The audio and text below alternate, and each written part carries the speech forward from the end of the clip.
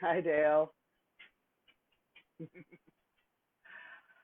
Gonna give folks a few minutes to log in. Oh, hi, Jane. Hello, hello.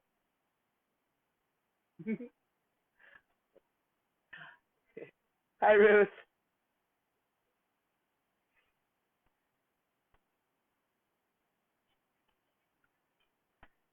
Like I said, I'm gonna give just a couple minutes. Give probably start around 5:01 or 5:02. Hi, Sarah. You all are joining me for my first ever Facebook Live. Well, the first one I've done. I was interviewed on a Facebook Live once, so this is a little outside of my comfort zone.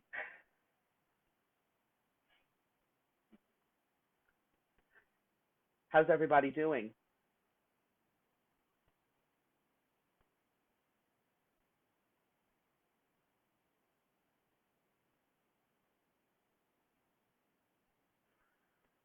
Okay.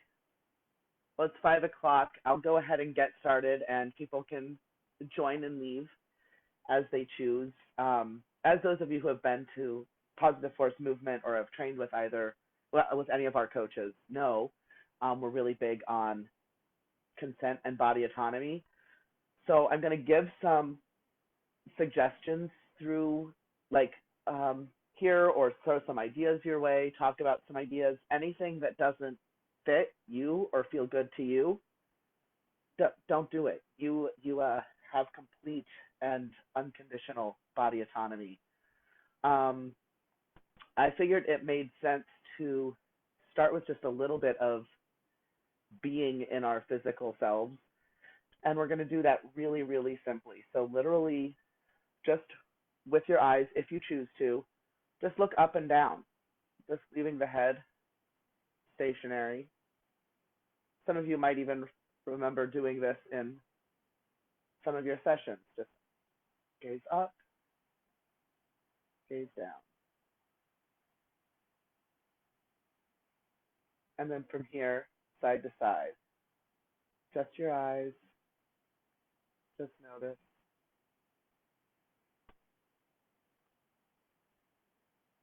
And now to go a little bit wild, we're going to go on the diagonal. So from up to the left, down to the right. My definition of wild is actually quite mild. Sitting and moving my eyes.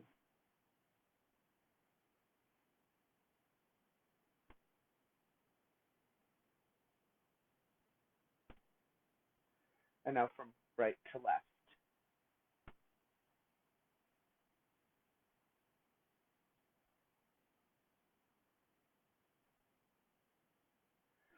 Okay, well, welcome, everyone.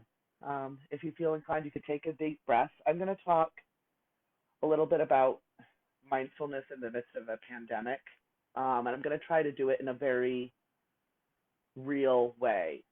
So I'm going to start a little bit with talking about what spiritual bypassing is and why that is not the goal here, and how it's harmful. For those of you who don't know what spiritual bypassing is, um, I'm actually going to start. I don't know if any of you have read this book, Skill in Action, by Michelle Cassandra Johnson. It's a book we're reading in our yoga teacher training. And it has a section in here on spiritual bypassing that I think is really important to look at. It's this idea that spiritual bypassing comes in many forms. In social justice, spiritual bypassing takes on the idea that we are one and uses it to avoid deepening any conversations around the impact of our actions and the responsibility that we have to use our available resources to create a just world. So that's one way it's used. It's used to cause a lot of harm and prevent conversations in social justice spaces, to prevent conversations about the very real impact of isms on us, racism, cis-sexism, heterosexism, ableism, sizeism, and also it has a great deal of a lack of understanding of some mental health um, issues. The actual person who coined the term, John Wellward, he talked about some signs of emotional bypassing that are also consistent with spiritual bypassing, um, are living in a spiritual realm much of the time instead of focusing on the here and now. So if we think about that, like it's that sort of good vibes only. Like right now, I'm not feeling a lot of good vibes in general.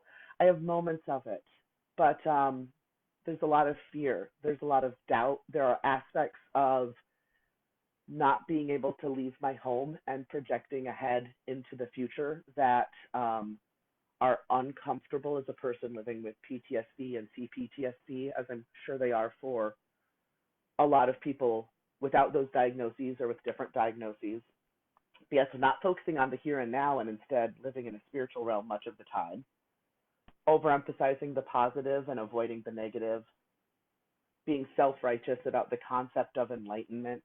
I don't know how many of you know, I originally moved to Rochester to live at the Rochester Zen Center. And there's something talked about there that's the stink of Zen, this idea of once one starts the meditation practice, then just be moving through the world with this sort of mask of enlightenment that isn't really helpful to much of anyone. Being overly detached or overly idealistic, pretending that everything's okay when it's not. Right? And I think that's really real. So I've been saddened to see some posts that were or frustrations or pain, and the frequency with which there are comments on these posts that kind of rush to that good vibes only feel, that idea of like, oh well, you know, just be positive, or what a great time to meditate more, and in a way that doesn't validate the very real feelings we're all feeling. Or I suppose I shouldn't assume the very real feelings that I'm feeling and that I'm seeing lots of other people feeling. I'd like to affirm, I encourage people to reach out. Oh, look, still breathing, so tired. I didn't notice I had to manually close this down. So, oh, yay, waves from Canada even. Please do feel free to chime in with comments and questions that I know I have to hold down. I'll actually keep up on what people are posting. Hi, Amy. Hi, Rio. So this idea that we can positive think our way to feeling good about there being a pandemic, I'm not buying that. I don't think it's healthy to promote that idea. I'm going to be sharing some readings, academic that I am. I found quotations that speak to me on this topic, and then I'm going to add on to that some thoughts and practices. And please, everyone, again, post questions if you want something practical in response to something that I share. If you're like, hey, I want to take away from that, how would I work with that? Yeah, let me know. It's one of the benefits of my decision to do this as a live instead of as a video, as uncomfortable as doing a live makes me. So this quotation that I have here is from Sensei Amala Wrightson. She's the abbot of the Auckland, New Zealand Zen Center, and she's a beautiful writer. And she talks about, as Carl Jung said, the world hangs by a thread, and that thread is the human psyche. The ecological catastrophe unfolding around us demands that we all become contemplatives and political actors. How can we respond adequately to life and death issues without delving into our minds and plumbing the depths of our own aggression, our own deepest fears, our own profound separation from our world and from other people? But philosophical answers are in themselves not enough. They must be urgently put into practice in the ways we interact with others, the ways we vote, how we participate in the democratic process, the groups we support, how we earn a living, what we do with our leisure time. Collective problems have to be solved collectively. Um,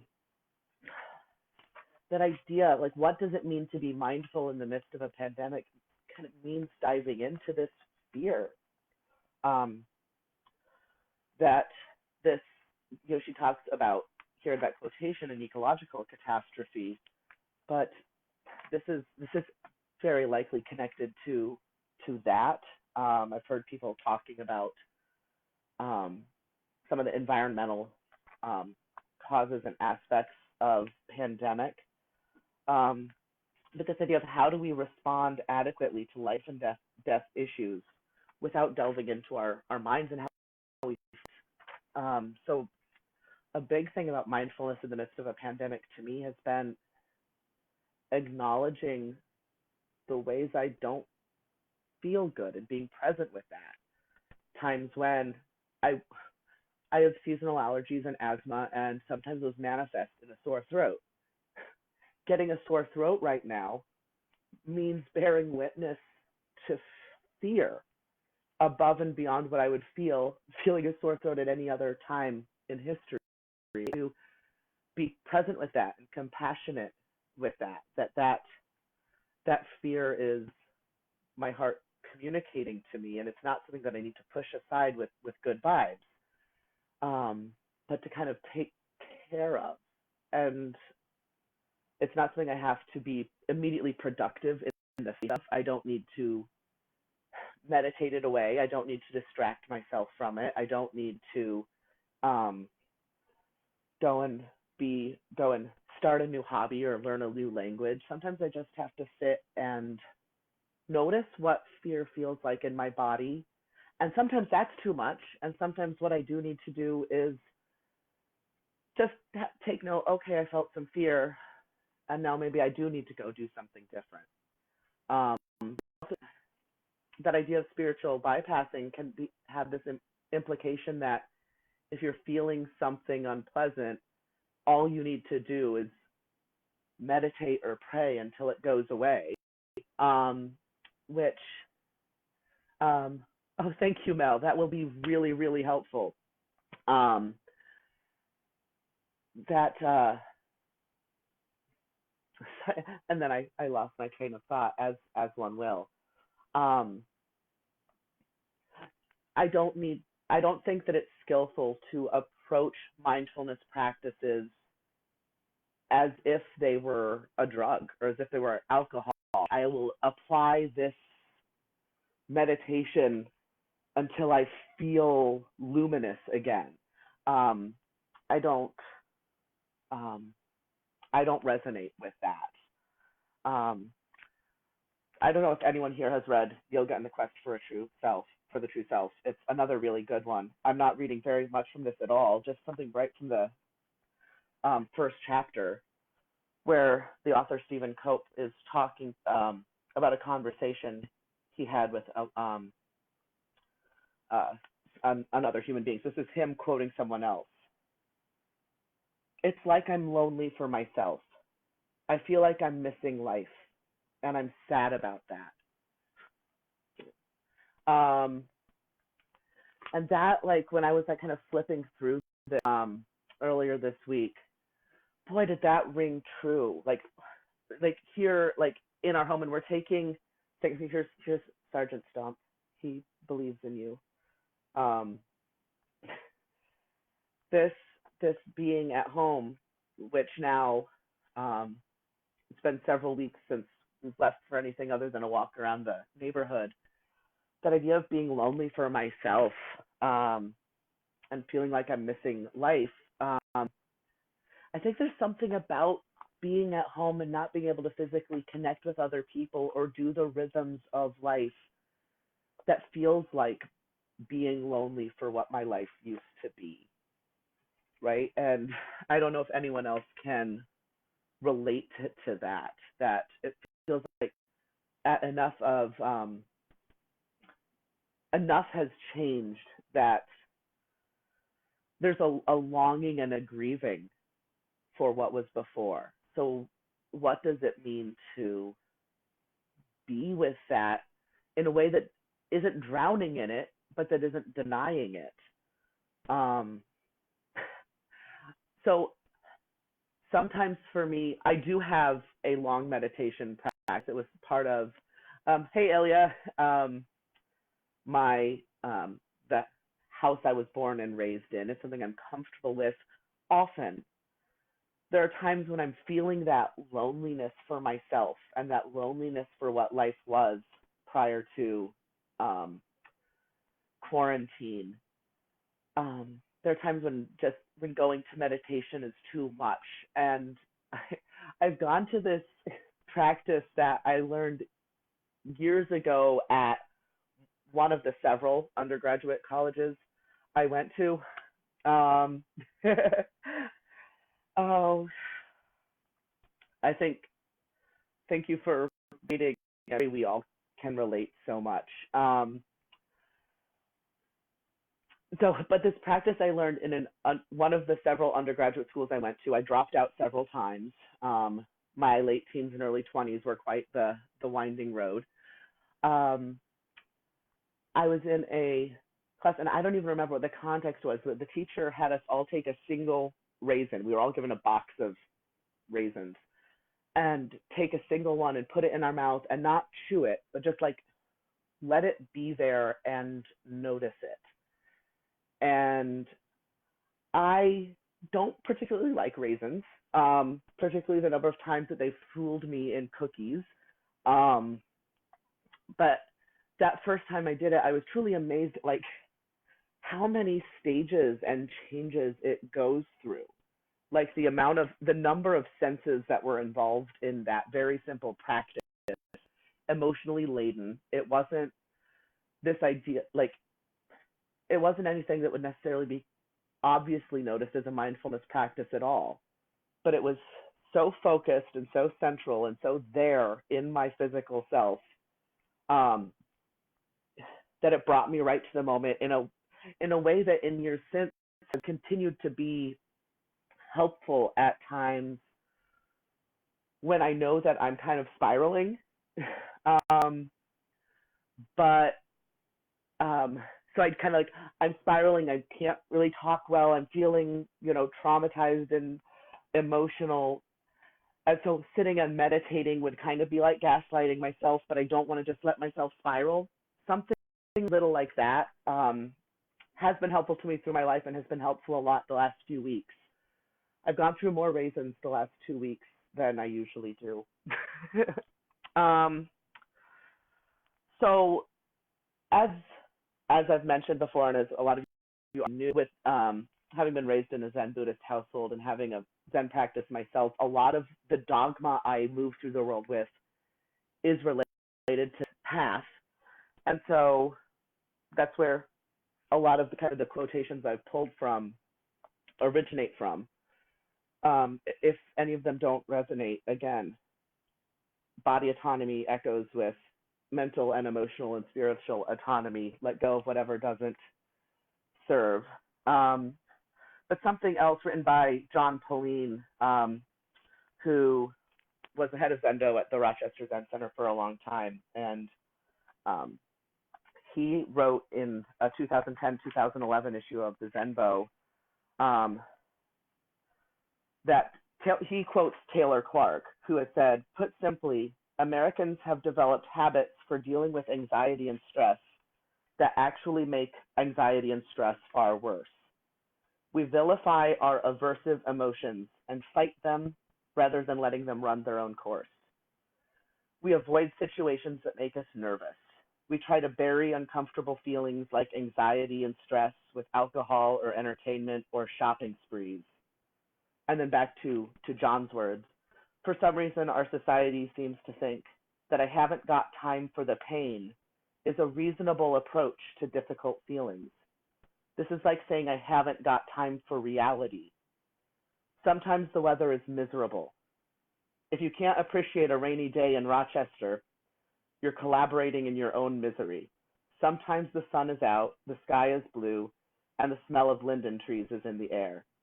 If you're caught up in grasping and rejecting, how can you fully enjoy a beautiful day?" And then later in the same article, he writes, anxiety and fear are wake-up calls, calling us back to this moment, to what is real, calling us to open up, to feel what we feel. The unskillful approach is to try to fix the feeling, to control the pain. That's like lying in bed, dreading getting up, and trying to make ourselves feel like getting up. And as I reread this, well, kind of thinking about what I made today, I was really struck by that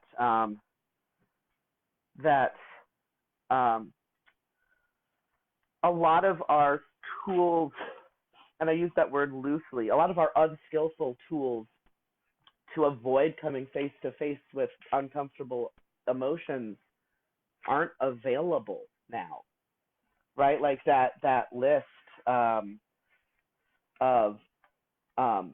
alcohol or entertainment or shopping sprees, or all the other number of ways that that I can distract myself by statements, that I can distract myself from uncomfortable emotions. They aren't available. I'm here in my house with anxiety that is affecting my days, insomnia that's in my nights, and so many of the ways that I used to be able to distract myself with hyper productivity, and concern about work, and running errands, and like they're not options now. So what do we do? What do we do here except for make time to feel the anxiety and stress that I know I feel? And it's real fear. Like there are times when I have a trauma response, where I'm able to talk myself through it by recognizing the ways in which I'm safe, the ways in which that thing that my sympathetic nervous system is telling me is happening. I can say, okay, that's not happening. Except that what's happening is really happening, right? Like it's really happening. And I was on a Zoom call with some people on a similar path of healing with me the other day, and one of the people there shared, I'm just afraid that it's not all going to be okay. And how real is that? Yeah, definitely. Coping mechanisms as distraction are the surface tools and not truly helpful. They can be harm reduction. So all those things that I listed as coping tools, I'm not saying they're bad at all. There are things that can get us from one moment to the next. So what do we do when the things that get us from one moment to the next aren't there? And what do we do when they're not there and it's a valid fear to be like, what if it's not all going to be okay? What if someone I know and love gets sick from this and isn't able to pull through? What is going to happen to society with the vast number of people whose lives will be lost? What's going to happen with the fact that my community is made up of folks, most of whom have multiple intersecting marginalized identities? Like, my people are vulnerable. Like, let's not lie and pretend that we're all going to get equal access to care and nourishment and resources and support right now. And so, yeah, that I think that idea of having mindfulness to help get us to one moment to the next in a way that's real is vital. And I think it's really important that we not do it in a way where we're just gaslighting ourselves with meditation, right? Sorry, I'm getting thirsty.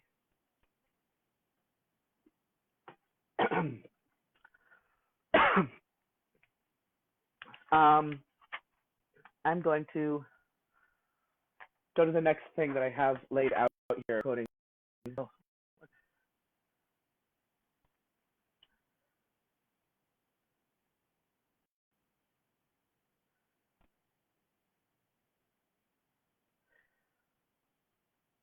Yeah, like so. I was talking, I don't know, earlier this week, probably with Christine. Other than Zoom calls, that's the main person I talk to. Hi, Lisa. About like what it means to be someone with a trauma history in a traumatic situation, and a lot of some of the what might be maladaptive strategies other times are really effective for getting me through the day. Like, and I mean, what I think it's Viktor Frankl who talked about how a rational response to an irrational set of circumstances is irrational.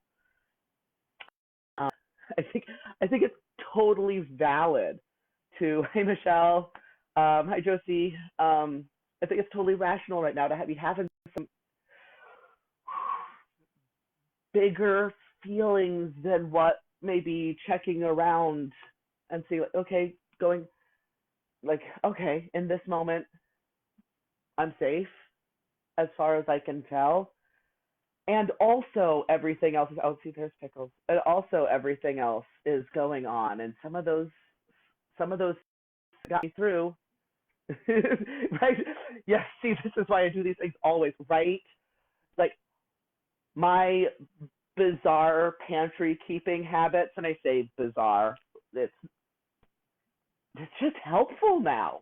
Like we have lots of cans of beans, and that was true before this happened. And that arises from like the the fear that lingers on from having had housing insecurity and food insecurity in my past. Like, oh, I'm here, I had enough. Um, and so, yeah, some of those fear based behaviors can be helpful, again, in that getting us one moment to the next. That's not something that I think makes any sense to beat ourselves up for, even if some of it isn't perfectly mindful and perfectly present. Um, this is no time for perfectionism, right?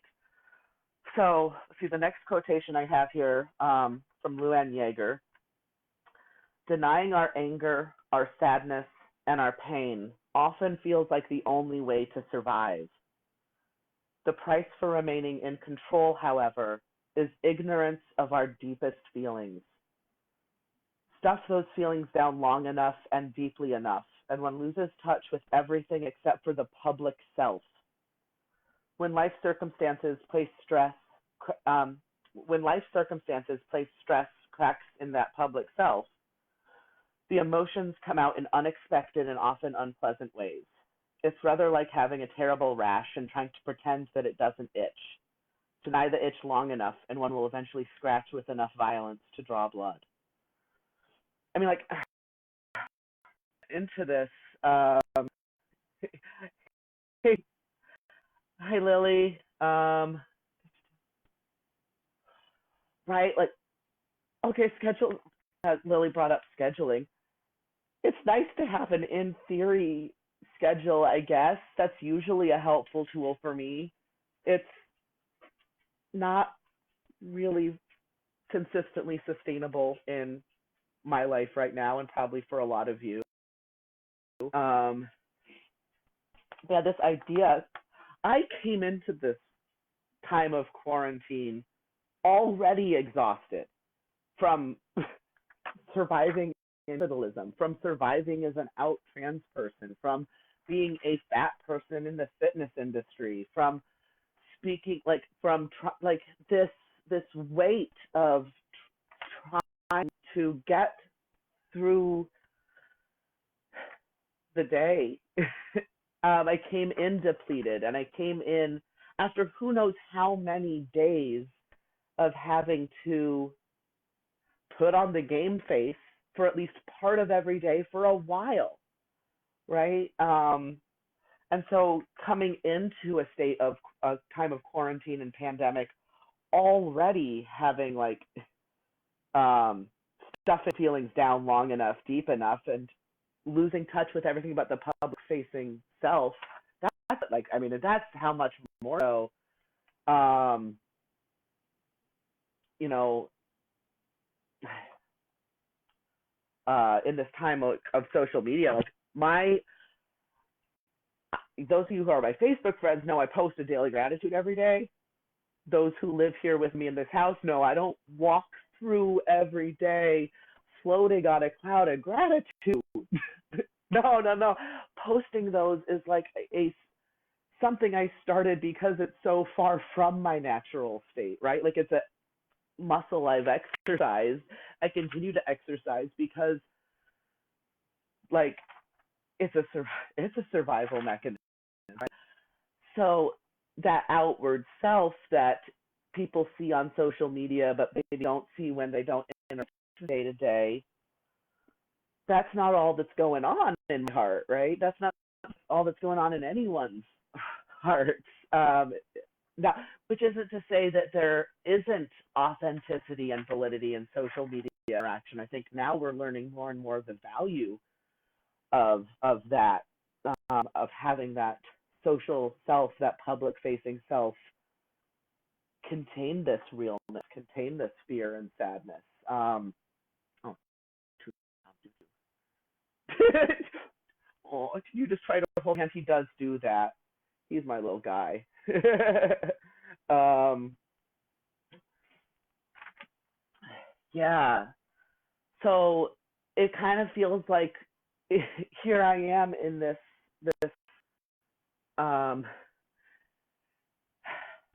state of fear, along with all of you, along with so many people, already coming in at a deficit from not having given myself enough time to feel feelings and be real, thanks to capitalism and cissexism and ableism and all of that. Like, who came into this with their batteries fully charged and their spoon drawer full of spoons? Um, so, yeah, I guess this is one of the ways mindfulness can be helpful to me now is not comfortable, right? It's like this recognition of, oh, wow, there are all these feelings that have been in there all along. And to touch base with that, not with those being things to correct, right? When I'm doing the raisin trick, when I'm doing the eye movement, that eye movement is that we did at the very start. For those of you who logged in later, we'll probably do it again. So eye movements, we'll also do some contralateral movement before the end of this call. These ways of embodying being present, they aren't to fix those feelings. Um, oh, fuck yeah, about the pandemic in some ways being less stressful than some of the ableism and access issues at work. That's real. Um, yeah, the fact that now, because I'm home with my wonderful wife and our wonderful and silly 6-year-old and our cats and our dog, I haven't been face to face with someone giving me grief about being a personal trainer with Ellie in a while. I haven't been misgendered in weeks because I'm not going anywhere. What is like what? And feeling all sorts of complex feelings about that. Like I I remember having said well before all of this, like 12, 18 years ago, like that the only days when I'm not misgendered are the days when I don't leave my home. Um, and now I'm feeling sadness in a deep way about that, right? Like I miss people and I miss the world, and it's a world that hurts me and my loved ones. So to sit with that and to let that be in the pit of my belly without pushing it away, but without drowning drowning in it, right? Like that's the dance of it. To like notice that it's happening, to notice how it feels in my body, in my mind. Um, but then to not fall in love with that story of the pain and sadness and fear. If it's not easy, it's because it's not easy. I say that about deadlifts too. This feels hard, it's doing a hard thing. If being mindful in the midst of a pandemic feels hard, it's because you're doing a hard thing. Like, a lot of hard things are worthwhile though, and I think trying to figure out how to be present with our tender hearts right now is really, really important.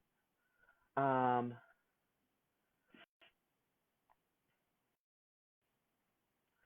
yeah, the grind. And I'm someone who I love what I do, but I've been doing it too much. Yeah, acknowledging the feelings. Um, I don't care how much you love what you're grinding at. If you grind too long, like Gray Cook, who's a uh, people who are in the personal training and corrective exercise field might have read his books Movement or and now I'm forgetting the name of it because I'm talking about it. But regardless, Gray Cook wrote, anything that overworks will eventually underfunction. And he was writing about body parts, but it's true for humans too. And I talk about, like, I wish every manager I've ever had that hanging in their office, but also that,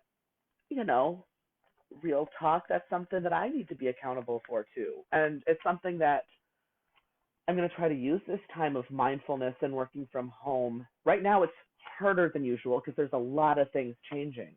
But trying to be like, is there some way that I can not approach the things that I love as if they're something that should be a grind?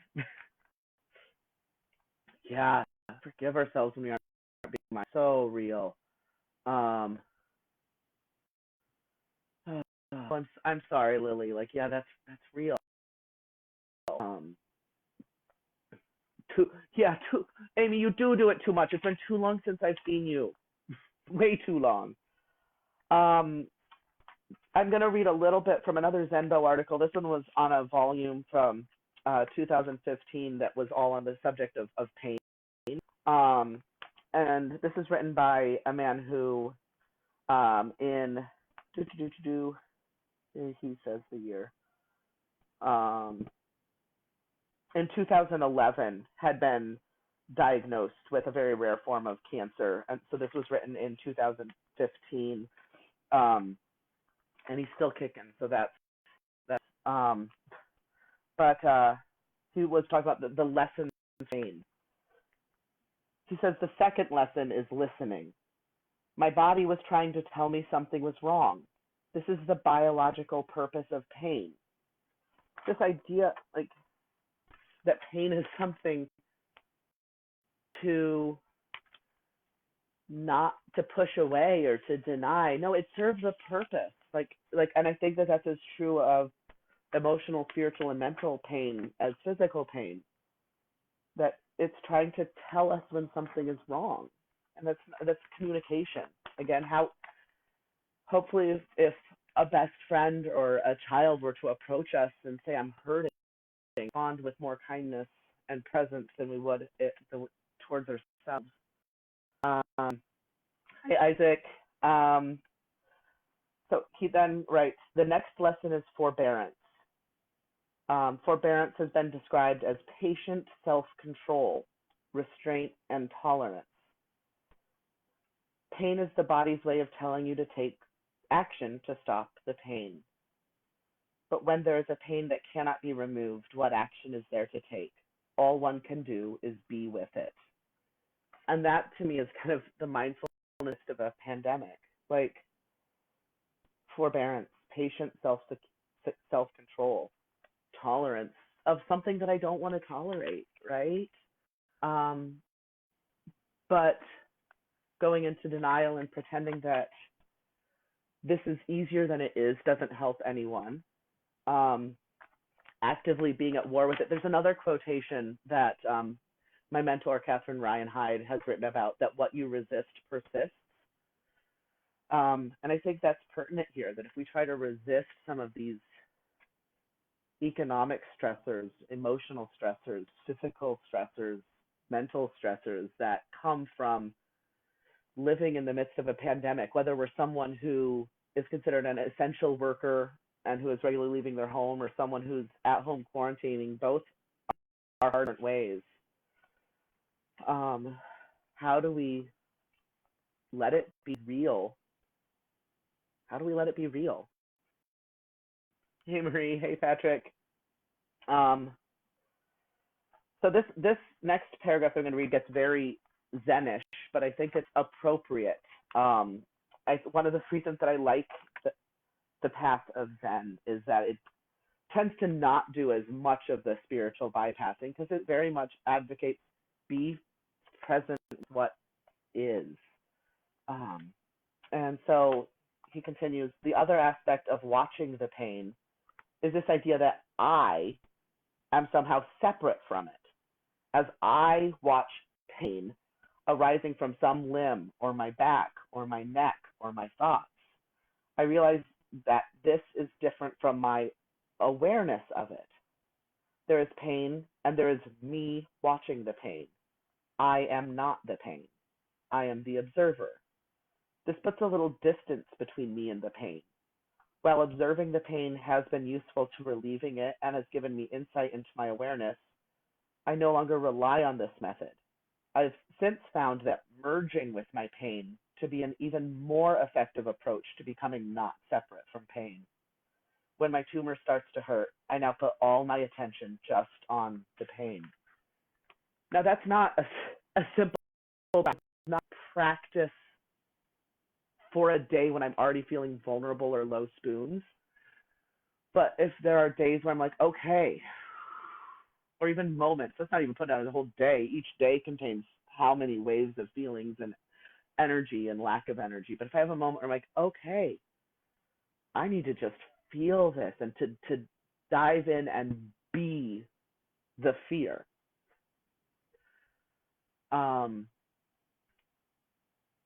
That can be helpful. Again, that is something that some people may find very healing. Some people, even me, even the same person, there are days where that is not a helpful practice. There are days where that is the best practice I could possibly do. And I think that's some of it. Like, our hearts are a moving target, right? What helps in one moment won't help in another. Yeah.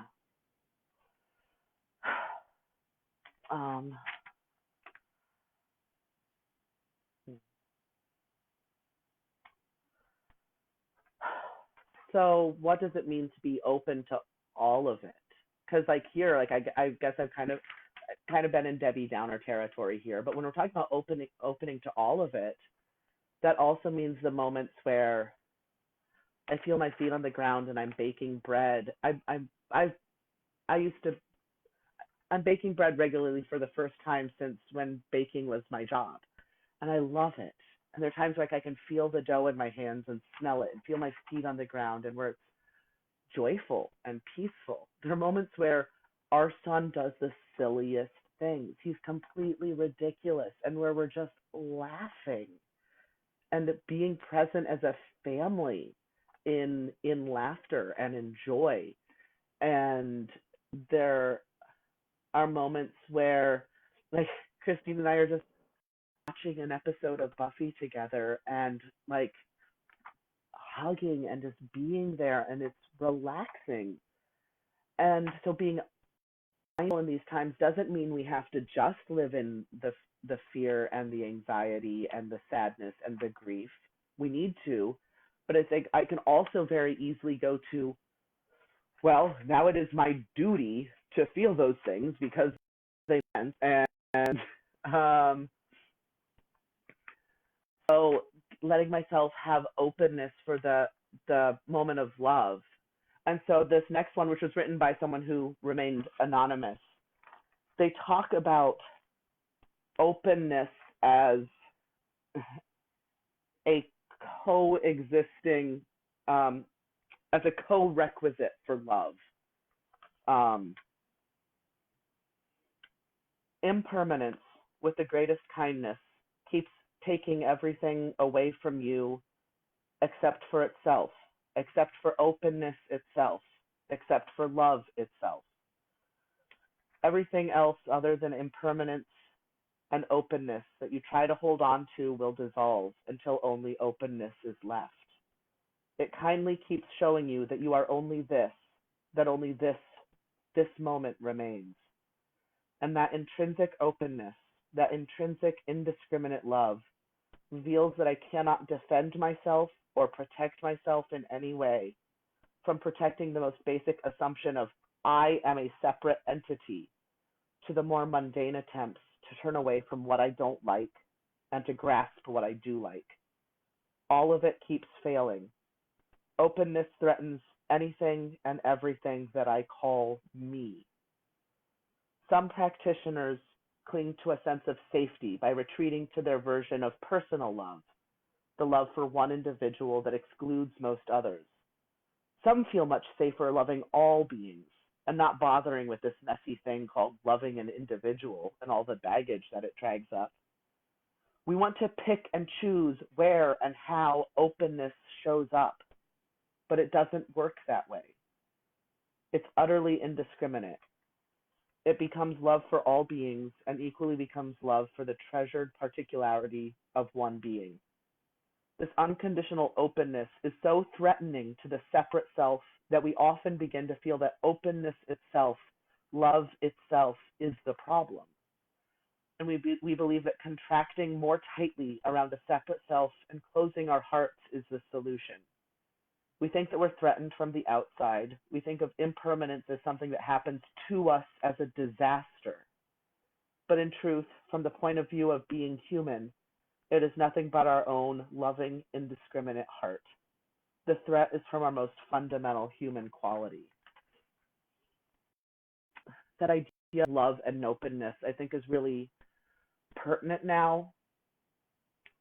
Like, this time is hard because there are people that matter. There are things happening that matter. This world matters. So there's something of the fear that I'm feeling that is connected to the growing love and connection that I feel to the world. A sense of love and connection that I was estranged from. If you were to meet Lore at 17 or Lore at 24, right? The nihilism that I carried with me, this idea of like, let it all burn. I've got no use for love. I've got no real use for me. I didn't take good care of me or my heart or the things around me. So this idea that some of this vulnerability that I'm feeling is connected to the deep amount of love I've grown for my community, for the world, for the things that I do. And that's not a bad thing. But how do I relate to it without trying to insist that it not change? Like, that's the tricky part, right? Like, how do we love a world that is changing so fast? How do we let ourselves stay open and love the people in our lives when we're afraid for them? That's where a lot of breath comes in and a lot of movement comes in.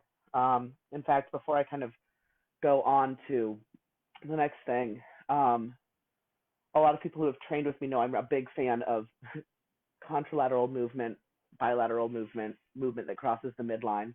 So if you feel inclined in this moment, take just one or two breaths and notice what your breath feels like. Don't judge it. Don't try to make it something different than it is, but just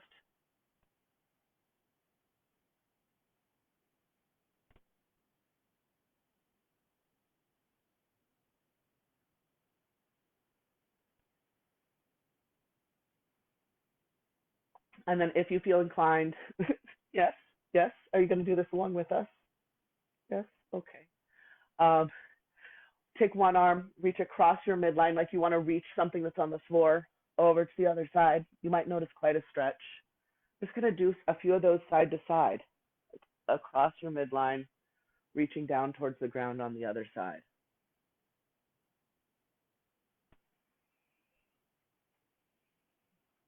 If you feel inclined to notice where you feel that in your physical self, notice.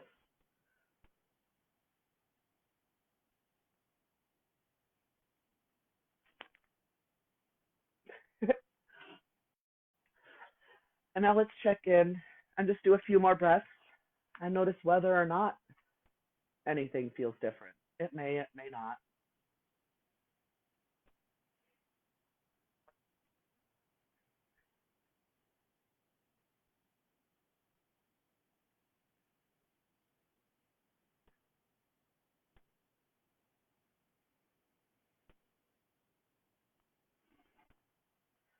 So I have just a few more things that I kind of wanted to touch on and continue to leave comments and questions as I go through this. So this is another one from Sensei Amala Wrightson, the abbot of the Auckland, New Zealand Zen Center. And she's quoting from the Vimalakirti Sutra. So for people who weren't raised amongst the dogma of Buddhism, hopefully there will still be some jewels that kind of reach you. At a certain point in the Vimalakirti Sutra, Manjusri, the Bodhisattva of wisdom, is asking Vimalakirti, the great layman practitioner, a series of questions. Vimalakirti is sick, and Manjusri, who has gone to visit him, asks, "Householder, how should a bodhisattva console another bodhisattva who is sick?" Vimalakirti says, "He should tell him that the body is impermanent, but should not encourage him to renunciate it or to disgust. He should tell him that the body is miserable, but should not encourage him to find solace in liberation, that the body is selfless, but that living beings should be developed, that the body is peaceful, but not to seek any ultimate calm." This is a beautiful description of the middle way. We understand the impermanence of the body, but we do not renounce it. We do not regard the body with disgust, but rather as the site of our awakening. This idea that it's impermanent, but don't push it away. Even when it's miserable or in pain, you don't need to run from it and find solace in liberation. That it's selfless, but that living beings should be developed. And then she writes about that a little bit more, Amala Wrightson, that the world is selfless, but that living beings should be developed. This is a very important point. Living beings should be developed.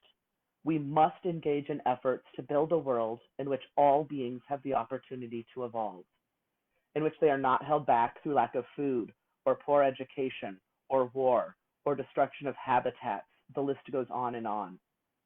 Selflessness is exactly what enables beings to develop. If we were fixed entities, there could be no change. And selfish clinging is the prime inhibitor to evolution, our own and other beings.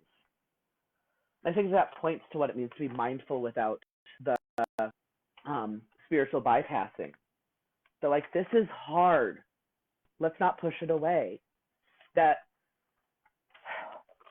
in order for other beings to develop, like, that the body is selfless, but the living beings should be developed. That sort of idea of, by connecting to others, we tap into that healing. I don't know. I feel like, and I think that that's really pertinent in the midst of this quarantine, in the midst of this increased degree of solitude that many of us are feeling, is what does it mean for us to help develop ourselves and other beings in the midst of this? Mindfulness is one tool. I don't think it's the only tool. I love seeing the mutual aid societies that are popping up, definitely here in Rochester and in other places. I think that idea of developing ourselves and others, not in the capitalistic way, not in the get a hobby and learn a language and create a new website and take on a whole new project, not in that way, but in a way of what helps us be a little bit realer, a little bit softer, so that who we come out of this as a society is a little bit more in line with what's real.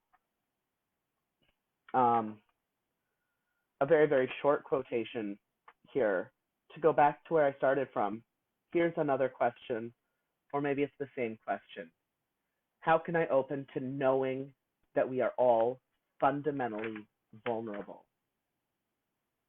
How to accept this vulnerability and not get caught in fear, right? Like that to me is the heart of it. That's the heart of mindfulness in the midst of a pandemic. How can I be open to knowing that we are all fundamentally vulnerable, and how to accept this vulnerability and not get caught in fear? And that's kind of the nub of my practice right now, right? To accept the vulnerability, but not get caught in the fear. To not deny the vulnerability in order to not be afraid. So that actually segues to kind of the last thing that I'm going to refer to from other people, and then I'll open it up if people have some questions that they want to type in.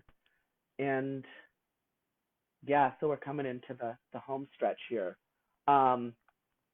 Another practice that is more genealogically mine. So my family of origin, Zen Buddhist, but then being from the north of Ireland, a lot of genealogical is kind of the pagan path. So there's a wonderful book, to Walk a Pagan Path, which if anyone feels inclined, I really enjoy this book. I'm paraphrasing some of the 7 steps that are outlined here, that are also things that I have been coming back to and back to and back to in terms of staying rooted and mindful in the midst of this pandemic.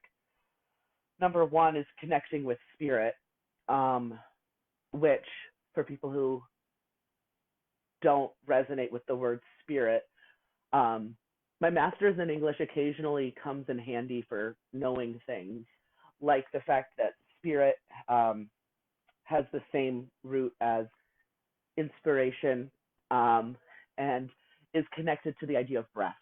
So that idea of connecting with breath, I think, is a very relevant way of reframing or retranslating this idea of connecting with spirit. So spending time breathing, how essential is that, especially in the midst of a respiratory pandemic? Let's not, like, to take time to just, as Thich Nhat Hanh said, know you're inhaling when you're inhaling. Know you're exhaling when you're exhaling. That right there, even if it's for one breath, is a lot. Number 2 is creating a sacred space, which, I mean, there have been times where I didn't have space to have a set space that is sacred. Oh, I meant to grab it. I have some sacred things. I'm going to go quickly to the next room and grab something. Talk amongst yourselves. Short intermission.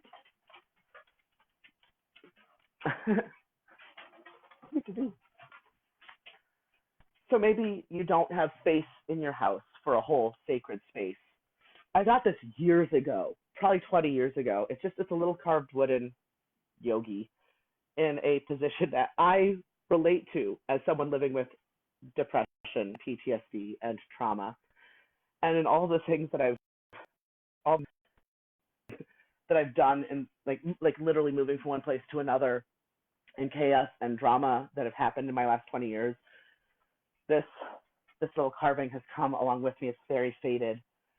So sometimes just having a thing that feels real, that like calls to that part of, I should use I statements, having this thing calls to that part of me that feels like it needs that care, that needs that breath, that needs that healing, that can sit on a space that may be cluttered and shared, but that letting your eyes rest on it, like letting a thing be that sacred. It doesn't have to be a room. It doesn't have to be a house or an altar. It can be something so simple. And that can be a way of being mindful. Put something out that reminds you about your need and worthiness for healing. Have it somewhere visible. Buy your coffee maker. Somewhere that you look at. 3 is creating sacred time. I don't always have that, but I always have time for the breath. That's connects to it too. I like this next one, sacralize daily activities, making the daily activities sacred. Can brushing your teeth be an opportunity to be mindful? Can making lunch? Can petting this majestic beast that absolutely is a sacred activity? Um, Not this one, she's kind of a brat. Observe regular celebrations and offerings. Are there little ways that we can work celebration into our day-to-day lives? Can that be an opportunity for mindfulness? Observe nature and the seasons. If we get a chance, if you can open your windows, if you live in a place where you can walk around a little bit. And number 7, find your folk.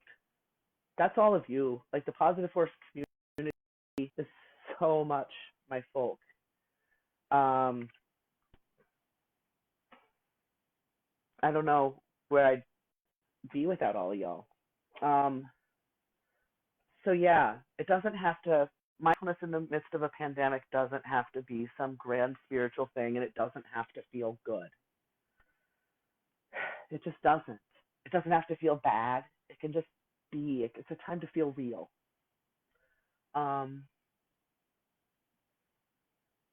I think that's that's the stuff I have to say. I'm going to stay on a few more minutes, so please post questions, comments.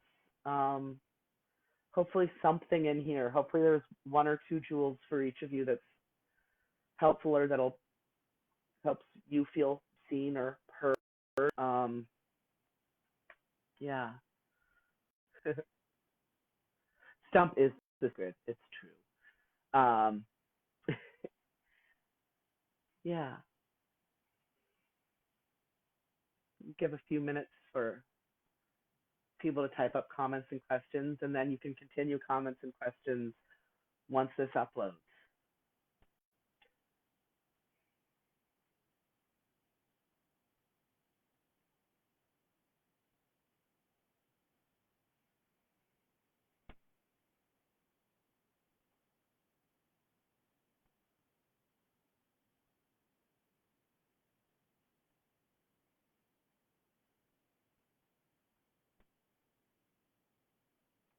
Thank you all. Let's see, one new comment.